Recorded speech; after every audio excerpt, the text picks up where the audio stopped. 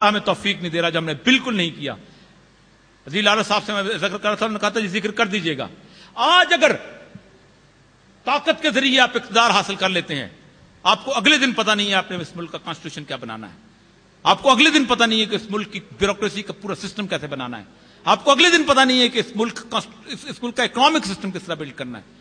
آج ضرورت ہے دو تین چیزوں کی. ایک مسلم تھنک ٹینک، کوئی اتنی بڑی بات نہیں ہے، ایک مل آنر اس کو چلا سکتا ہے، جس طرح دنیا پوری کے تھنک ٹینک کہ جو آنے والے کسی بھی انقلاب کے لیے وہ ساری چیزیں تیار کر کے سامنے کھڑی کرتے. ایک مسلم تھنک ٹینک، اور اس میں یہ مت ڈھونڈیے گا کہ ہمیں کوئی ایسے بندے چاہیے کہ جن کو بڑی موٹیویشن ہو وہ چل کے آ جائیں گے. ایکسپرٹ لا کے ان کو بٹھائے جیسے دنیا پوری بٹھاتی ہے کہ یہ تم لیگل ایکسپرٹ ہو، یہ میرے اللہ کا قانون ہے، اس کو کوڈیفائی کر کے بتا دو، تاکہ جس وقت اگر خدا اس ملک کو توفیق دے کہ اس ملک کے اندر تبدیلی آئے تو آپ کے پاس پورے کا پورا سسٹم موجود ہو. دوسری 21ویں صدی کی جنگ میڈیا کی ہے. آپ مثال اکثر میں دیا کرتا ہوں کہ طالبان کا دور 500 سال کی تاریخ میں سب سے پرامن دور تھا. صرف 2.5 منٹ کی کیسٹ چلتی ہے، بڑے سے بڑا مولوی بھی پاکستان کا مروب ہو کے ذلت کے ساتھ کہتا ہے کہ ہم طالبان والا الزام نہیں چاہتے. دس از میڈیا. جیتی ہوئی جنگ آپ ہارتے ہیں. اور میں نے آپ سے کہا ہے کہ narcotic smuggler T V channel چلاتے ہیں لیکن مسلم امہ کا کوئی شخص کھڑے نہیں ہوتا.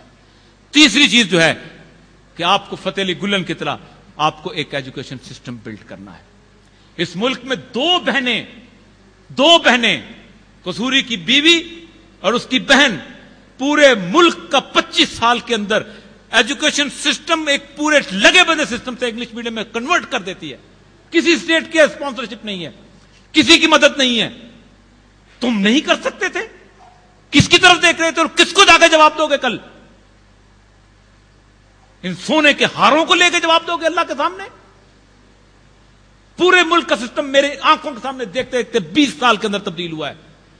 آج شرفاء، عزت دار، داڑھی والے، تہجد گزار اپنی بیٹیوں کو اور بیٹوں کو بہتر مستقبل کے لیے یا بیکن ہاؤس میں داخل کرتے ہیں یا سٹی اسکول میں داخل کرتے ہیں.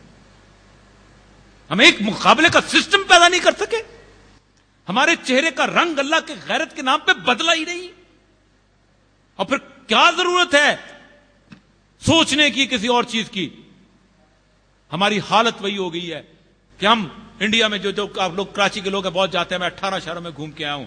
ہماری حالت وہی تھی جو اللہ نے بنی اسرائیل سے کہا تھا کہ تم تو وہ لوگ تھے کہ یذبحون ابناءہم ویستحیون نساءہم، تمہاری عورتوں کو زندہ رکھتے تھے اور مجاشیوں کے لیے مردوں کو مار دیتے. تمہیں نجات دلائی. ہم بھول گئے ہیں ہم بنی اسرائیل کی طرح.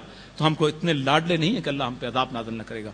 وآخر دعوانا الحمدللہ رب العالمین. بہت شکریہ. اور یہ مقبول جان صاحب، آپ نے لوگوں نے سن لیا کہ اور یہ صاحب نے جو ان کا انداز خطابت ہے اور جو ان کے پاس علم ہے اس سے ہم لوگ کتنا فیض اٹھا سکتے ہیں، اور جو کچھ وہ یہاں کہہ کے گئے ہیں وہ ذہنوں میں رہنا چاہیے، تاکہ آگے جو ہم لوگوں نے کرنا ہے، کام کرنا ہے، بڑھنا ہے، اس کے لیے ہمارے پاس راستہ جو ہے وہ اب متعین ہوتا جا رہا ہے کہ ہمیں کیا کرنا ہے. آج کے اس پروگرام میں ایک ایسی شخصیت موجود ہے جو کہ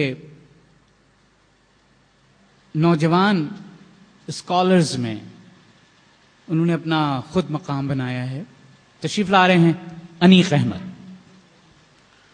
اعوذ باللہ من الشیطان الرجیم. بسم اللہ الرحمن الرحیم.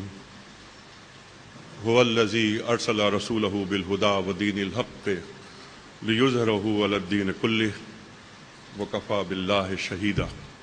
محترم اولیاء مقبول جان صاحب، محترم مفتی ارشاد صاحب، میرے بھائی عدیل عارف صاحب، معزز خواتین و حضرات، یہ عدیل عارف جو آذان ٹی وی کے روح رواں ہیں، یہ بہت عجیب آدمی ہیں،